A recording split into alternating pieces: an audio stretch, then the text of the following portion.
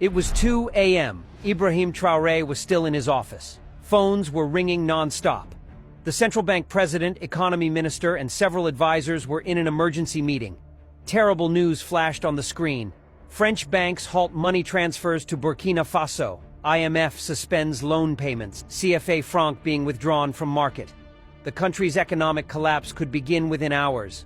Traoré slammed his fist on the table. This is how they've controlled us for years. Even our money isn't our own. Then he turned to his team and laid out a plan so bold that everyone stared in disbelief. "We can't do this," said the finance minister. "Nobody has ever done it." Traoré smiled. "Then we'll be the first." The tension in the presidential palace's meeting room was palpable. Outside, the lights of Ouagadougou city sparkled, while inside, Burkina Faso's future was being thrown into uncertainty. Ibrahim Traoré walked to the window, hands clasped behind his back, looking out with thoughtful eyes. "How much reserves do we have?" he asked, without turning from the city. Dr. Amina Konate, the central bank president, looked at her file. "Officially $400 million, but most of it is held in accounts in Paris. We can't access it now." "And gold?" asked Traoré.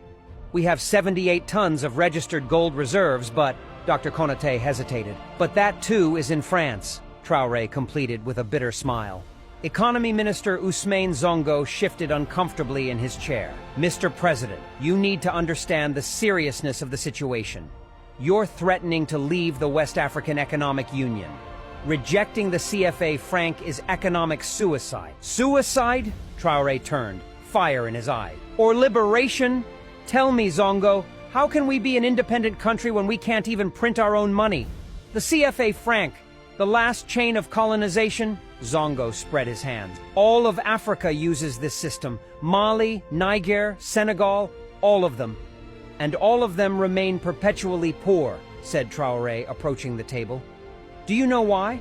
Because every time we print a banknote, we have to deposit dollars to the French treasury in return. We pay them to use our own money. Is this freedom?" The meeting room fell into silence. Everyone knew Traoré was right, but there seemed to be no alternative. For 70 years, West African countries had used the CFA franc, the French colonial monetary system. Independence was just a piece of paper.